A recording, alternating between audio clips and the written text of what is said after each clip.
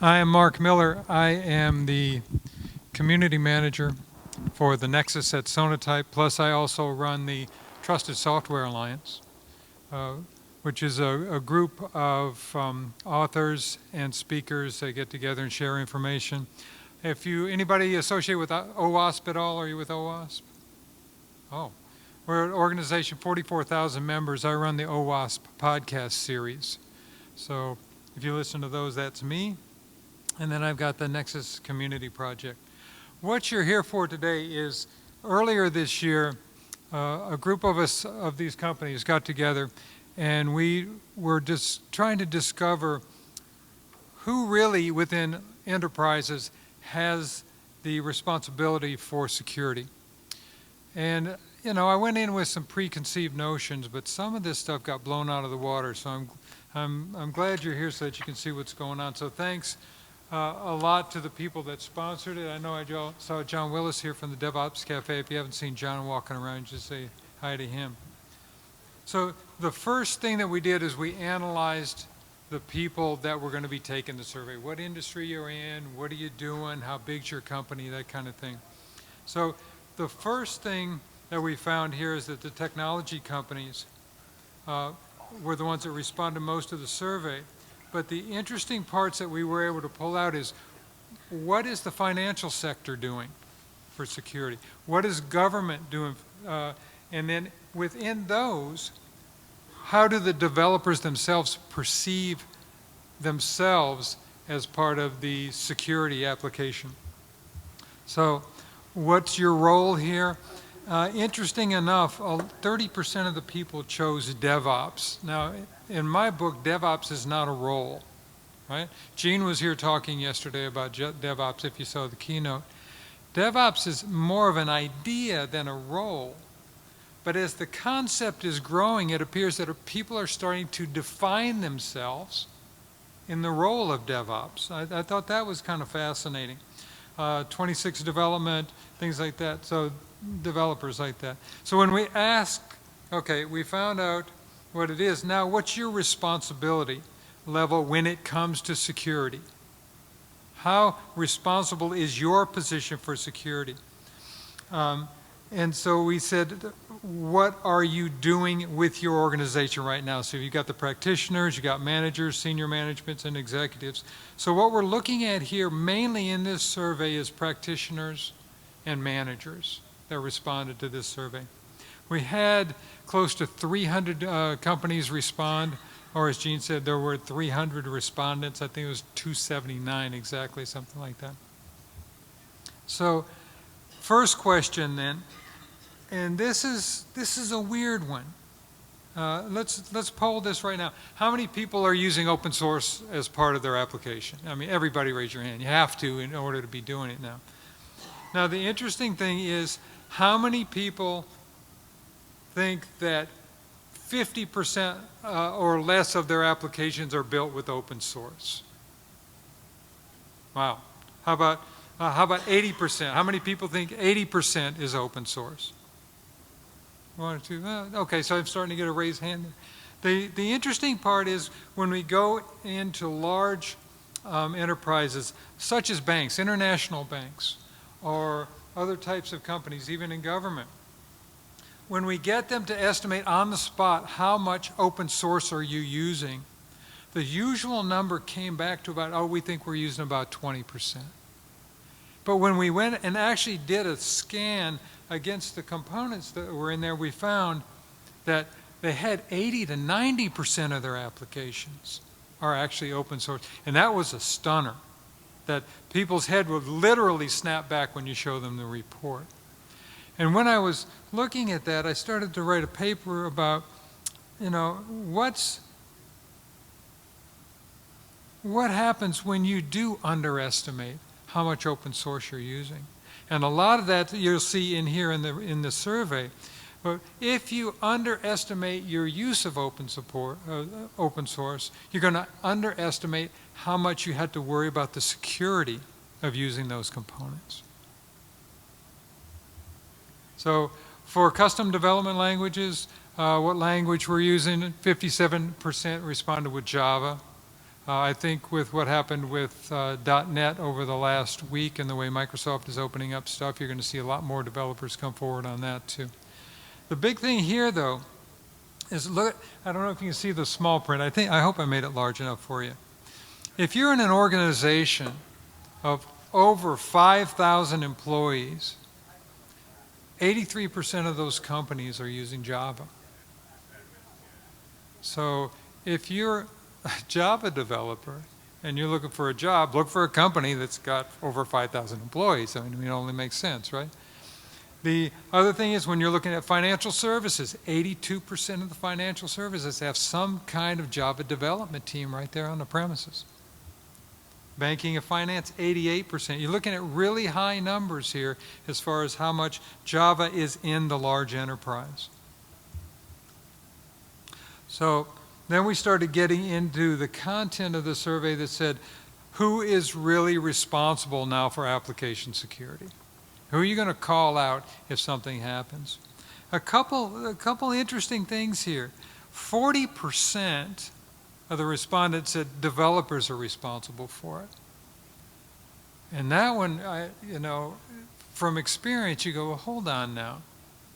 How could developers be responsible? The main primary drivers behind security, when what they're doing is actually trying to push the product out on time, as fast as they can, throw it over the wall to ops, and then isn't ops really responsible for the final security of that application? That's the way most enterprises were running up to 2 or 3 years ago.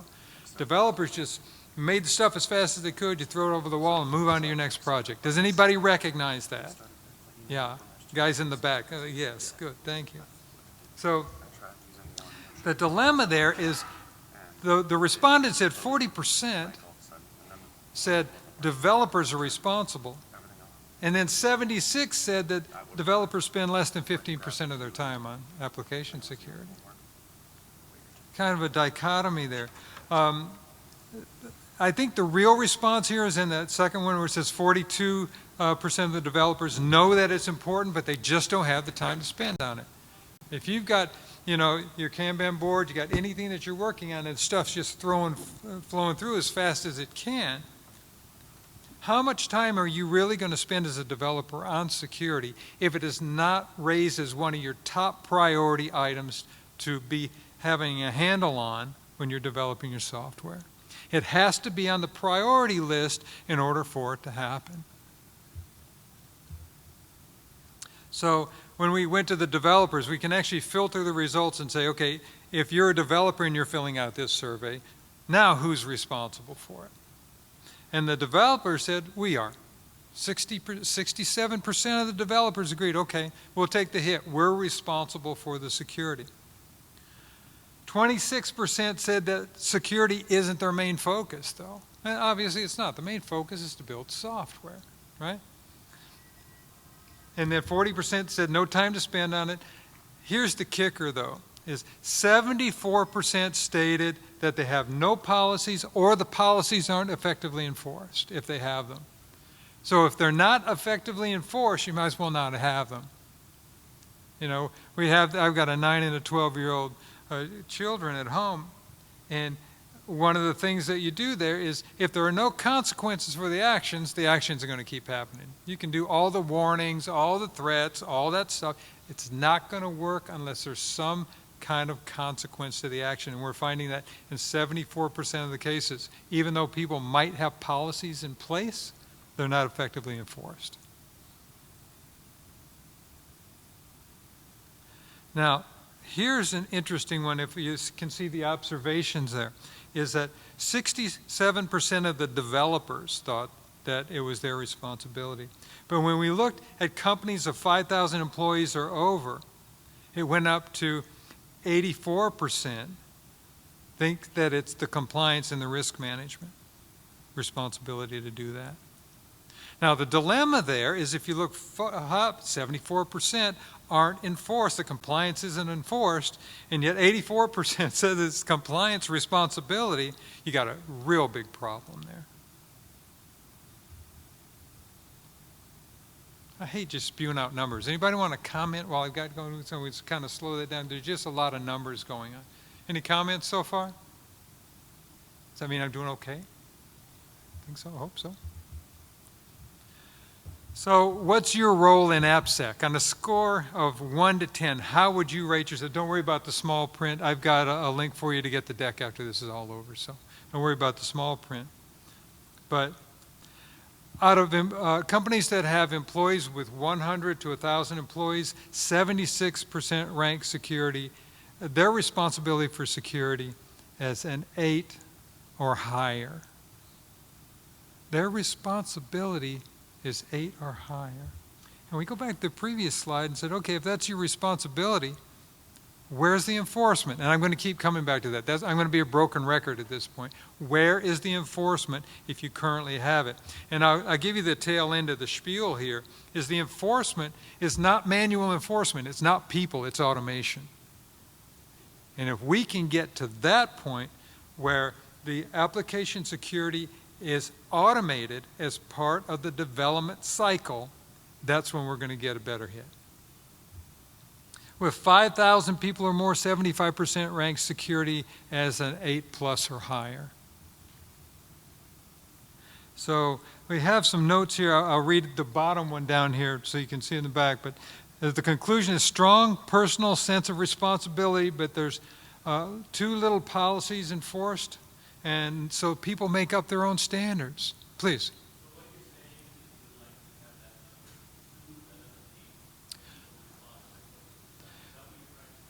No, I don't think it's whether I would.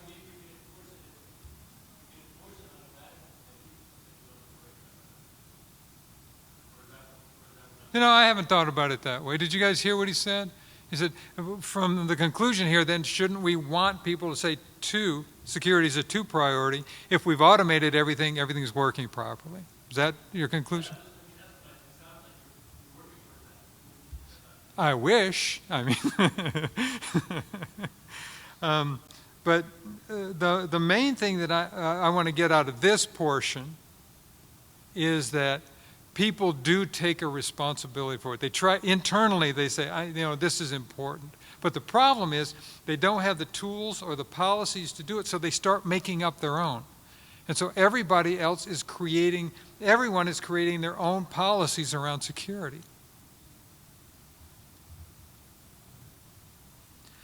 Are any of these a security concern?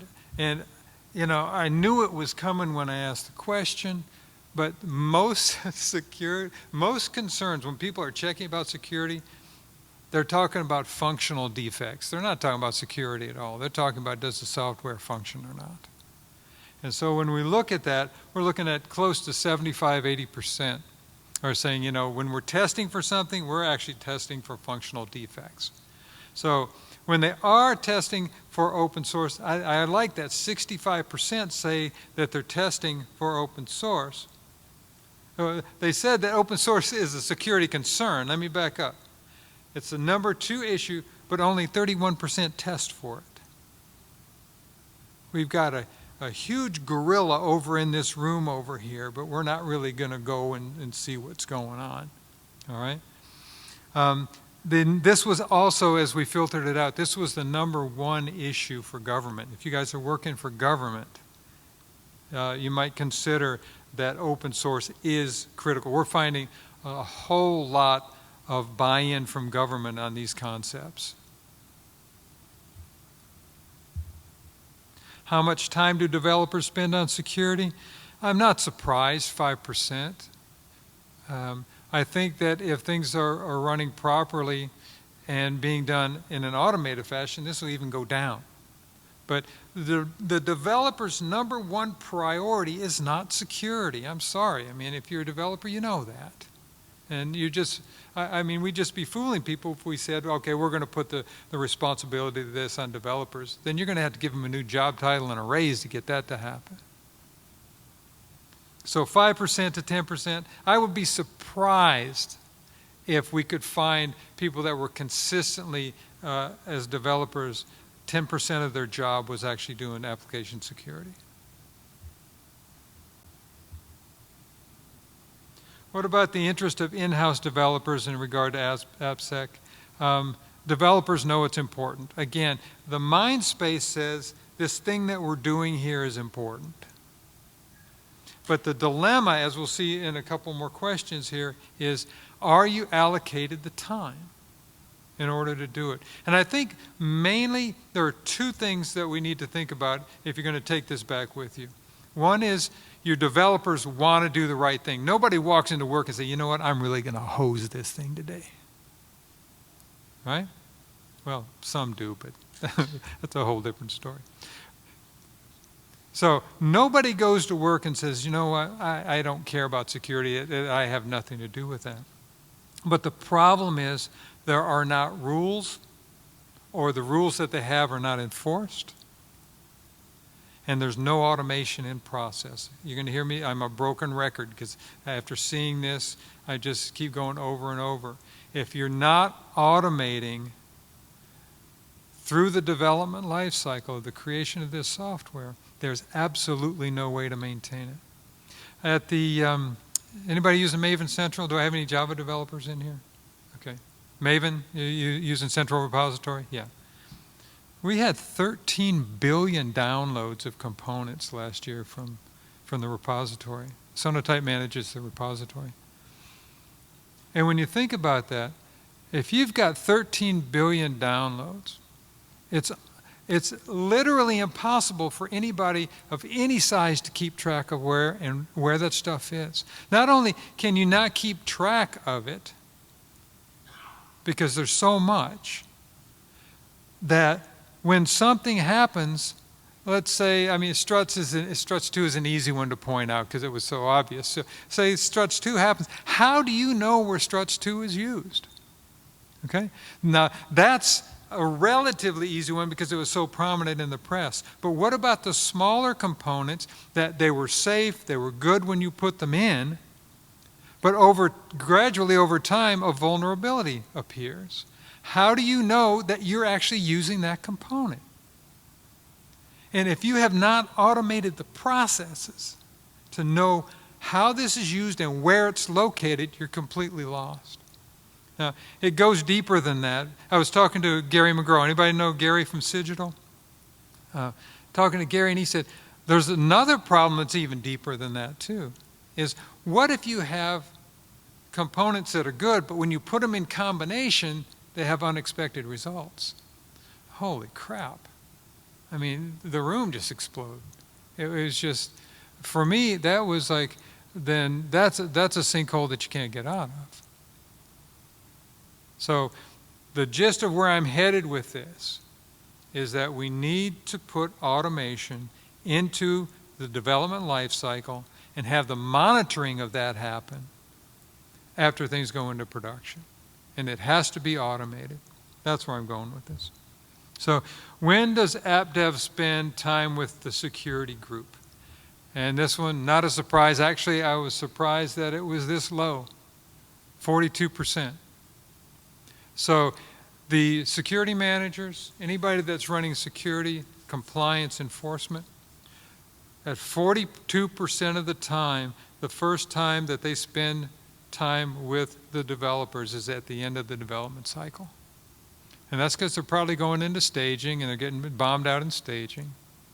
Or it goes into production, which we got to get this thing out. I know there's a couple bugs in it, but we got to get this thing out.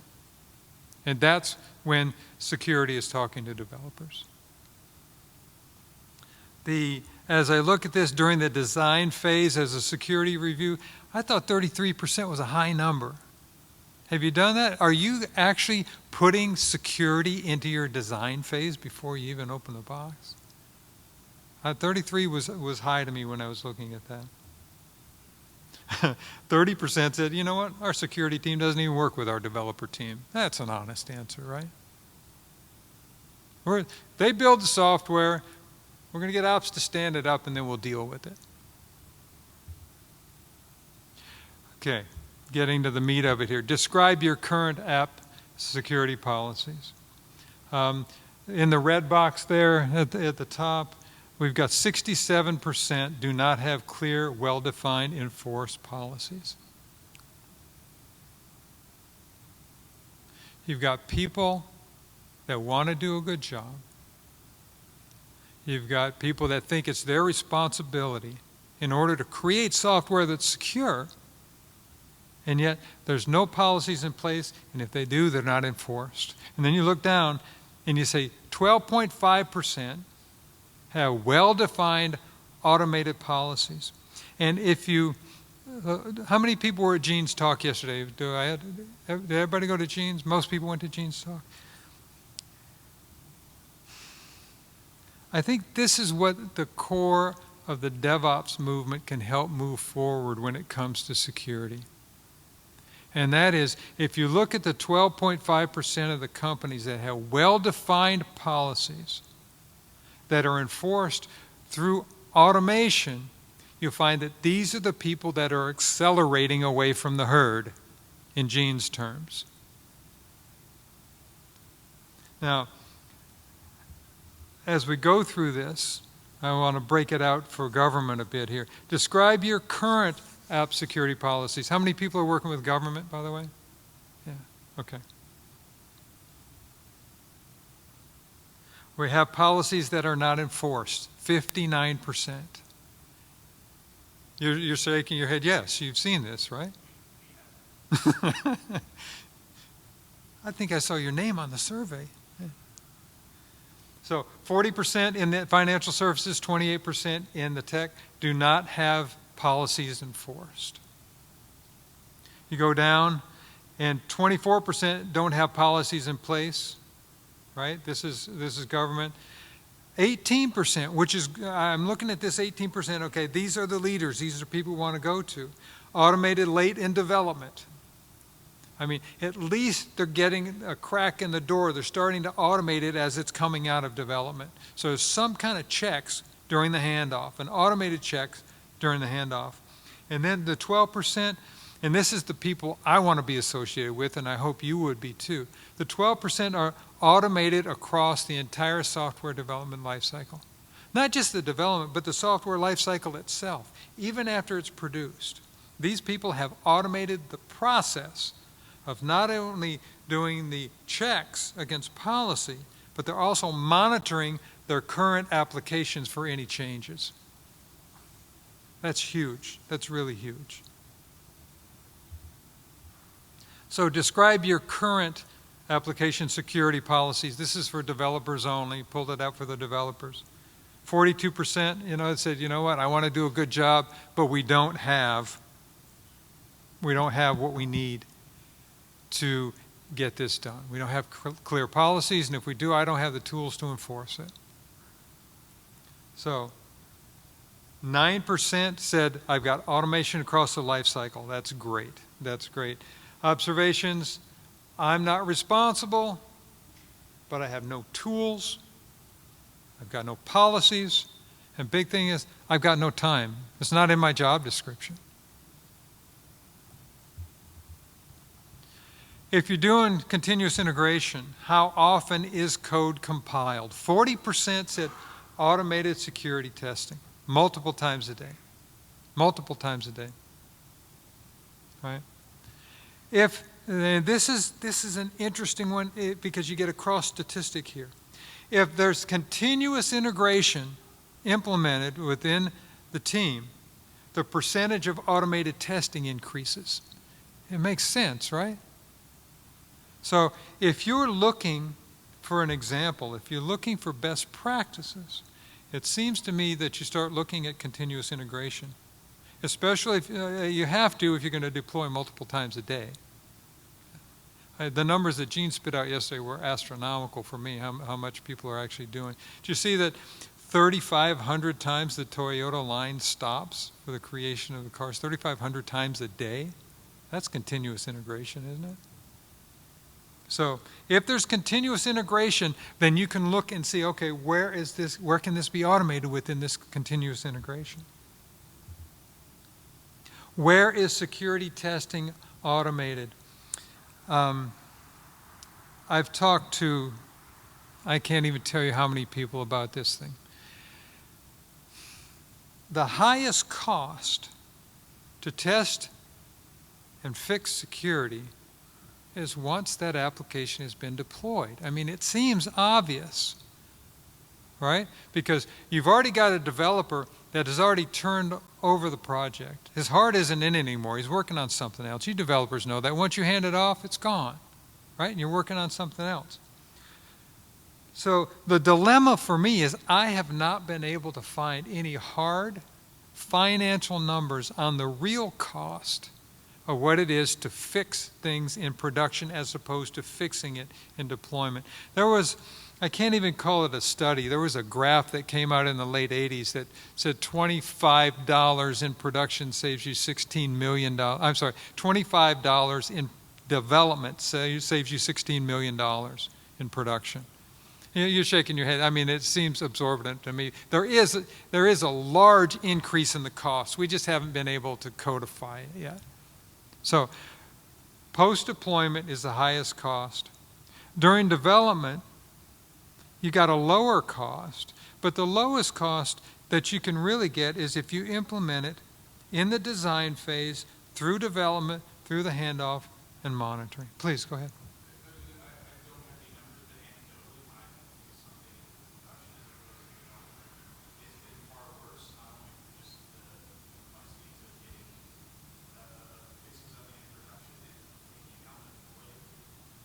Yeah.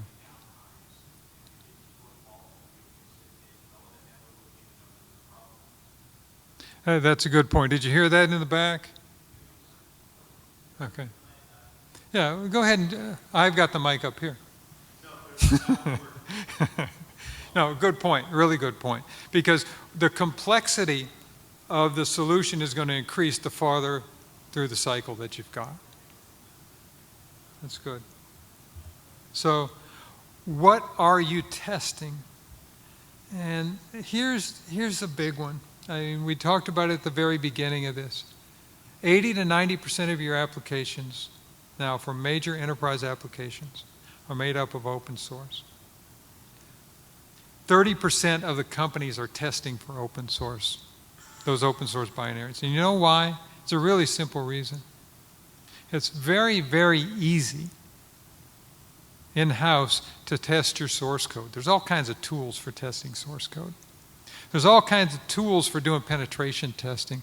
All of the easy tools are down at the bottom, and again, you know, the problem is, how are you going to test your third-party components? What are you going to do to test third-party components? So what we've got is 37% in tech, 20% in financial services, 29% in government. Say that, okay, we test for open source components. That means about 70% of the companies, once they use an open source component, it's completely trusted. I think that's a problem. So the summary here, so I can wrap it up and get you the talking points here. Number one is, if you're going to do this properly, you have to consider some type of automation. And I know you can't go in tomorrow and flip the switch. But there has to be some type of automation in order to manage open source components and projects. If it's a simple repository that you've got, that's fine. If you've got something that's managing the components within the repository, that's even better. And then if you have the testing going on during the entire life cycle of that application, that's the best. As we saw there too, you can start to gauge who's doing good jobs just by looking what they're setting up. And the big one for me is somebody's doing continuous integration. They got a CI going on, continuous integration going on. There's probably some kind of automation. Yeah. I was just saying we have CI. Okay, great. So, if you've got your phone open or your computer open there, if you go, just send an email to community@sonatype.com right now, and you get the slide deck immediately. It's automated, it's just going to come to you, so you can have it within the next 5 seconds if you want it. Community@sonatype.com. This is going to be an ongoing study. I'm going to get the group together again, and what we're going to do is do this study again in the first quarter of next year, so we can see if things are changing. As I'm going to conferences, I'm seeing there is starting to be much more buy-in towards this type of movement and this understanding. The buy-in is great, but what we're really looking for is best practices. So if you have a story, I would love to hear it. I would love to help you promote your story on how you're doing this. How are you handling open source in your company? The story could be we were doing stuff so badly, it was really simple, we just did this one thing. The little tricks that are going to get people in to buy into this is what we're looking for. So, survey sponsors, again, thank you. I will take questions if there's any questions. Oh, if they're good ones, I don't want to hear them. Did it ring a bell? Did you see yourself in there somewhere? That's the big one. So, for me, it's so important that you start thinking about how these open source components are being managed, because most of your applications are made up of open source components. Please, in the back. Do you have a list somewhere of the automation packages Do I have a list somewhere of the automation packages people should be thinking about? No, not yet. That was That's where I'm headed. In a couple future projects, what I'm working on is I actually want to build a coalition of all of the tool vendors and find out what are the rock stars of DevOps using for their tool chain, so that we can actually look at the rock star DevOps tool chain and analyze it. So I am working on that, absolutely, yes. Anybody going to go to RSA? Anybody going to RSA next year? No? Because I'm trying to get it done for that. All right? Anybody else? Thank you. Like I said, you can go here. The deck will be sent to you immediately. Thank you so much for coming.